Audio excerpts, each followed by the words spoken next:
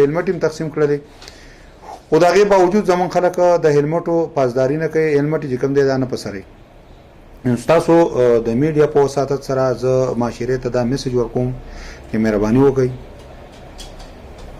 منګه درخواست کوم تاسو مهرباني وکړئ څوک چې موټر سایکل چلوي نو هغه د هلمټ خامخه پسري سي، هلمټ خامخه استعمالي چې دا غي د وجنه د دیو د سرونه چې کوم دي دا محفوظي او د دیو نقصان نه کیږي. دیو چې کوم دی کم از کم د ژوندۍ چې کوم دا هغه محفوظي. د دې نه علاوه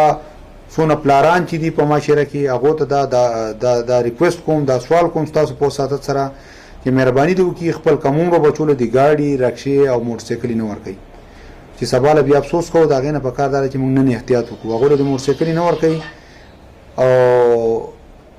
دا موقع د هغه نه ورکړي چې هغه د خپل ژوندۍ خاتمه وکړي او موږ درمن کې موږ غمجن کې زموږ په معاشره کې چې کوم دی بیچینی پیدا شوې ده نو دغه بیچینی ختمول لپاره موږ ټول معاشره له پدې کې کردار ادا کول پکار دي. زه درخواست کوم ټول معاشره ته، مور او پلار ته،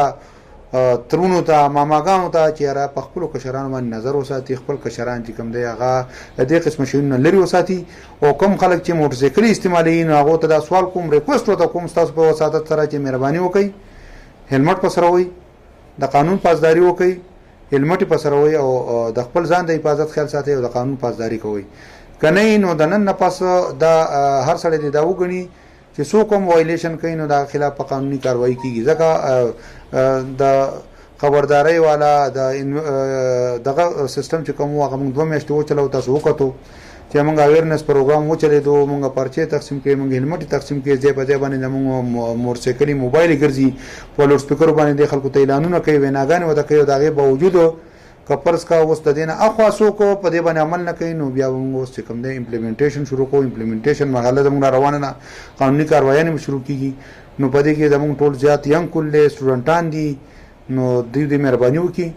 ځان دې د قانوني کاروایي نه لري ساتي ځکه چې دیو په کیریئر باندې ډېر بد اثرات راځي بیا او موږ دا نه غواړو چې زموږ د ځوانانو په کیریئر او د دیو په ژوندۍ باندې منفي اثرات راشي.